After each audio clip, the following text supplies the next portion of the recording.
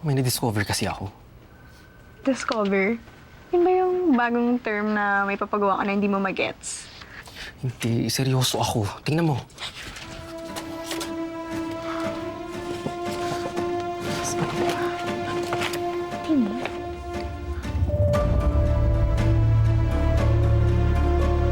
Saan mo ito nakuha? Kasama ng mga documents na first reading.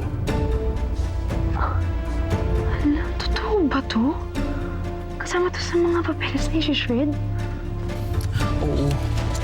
Pinasa lang sa akin kasama ng ibang papeles na Monte Blanco. Kaso, nung tiningnan ko, parang may mali. Tapos mas lalong lumikot pa yung utak ko nung tingnan ko uli. Ngayon hindi ko na alam kung anong gagawin ko dyan. Hindi pa baba sa 57 million. Tingnan mo. Oo nga. Gusto mo i-report natin ito kay Sir Philip? Ay, wag. Wag na. Huwag natin palakihin to. Dapat to i-shred na natin. Sabi mo natin. Ay, hanga ka ba? Di ba dapat sirain na natin to? Ako muna magtatabi. Basta, Myla, ayoko madamay dyan, ha? Mahirap kalaban si Sir Armand. Alam naman nating institusyon na siya dito. Basta, ako na bahala. Teka, bakit parang tense na tense ka? Quiet ka lang, ah. May mga bago akong nalaman tungkol sa Monte Blanco. Ano? Si Sir Armand Tolentino. Suspetsa ko, isa siya sa mga nakikinabang sa mga anomalya ng Monte Blanco.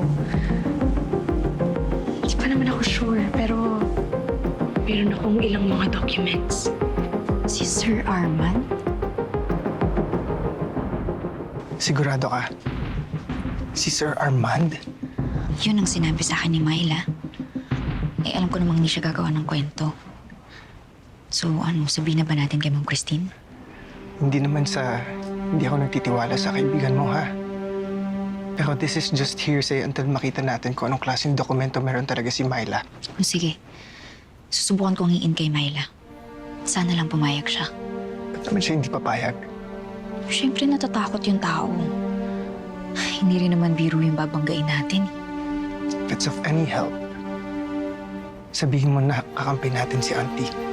Wala siyang dapat ikatakot. Sige, kukumbinsihin ko siya. Sige, maiwan na muna kita. Babalikan ko lang yung scholars na pinapanood ka ng AVP, ha? Okay. Hello, Sir Joseph. May mga bibigay po ako sa inyong mga files.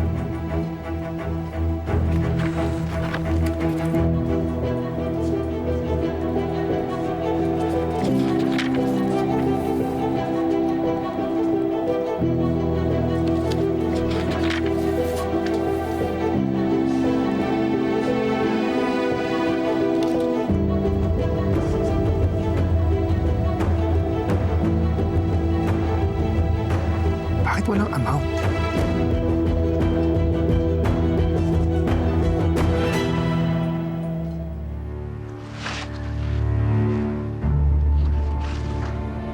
Joseph, where did you get this? From Monte Blanco. Auntie, it means nakasabwat din si Sir Armand. Katiwala ng angkong mo si Armand. Nandito na siya sa Gold Quest right at the very start.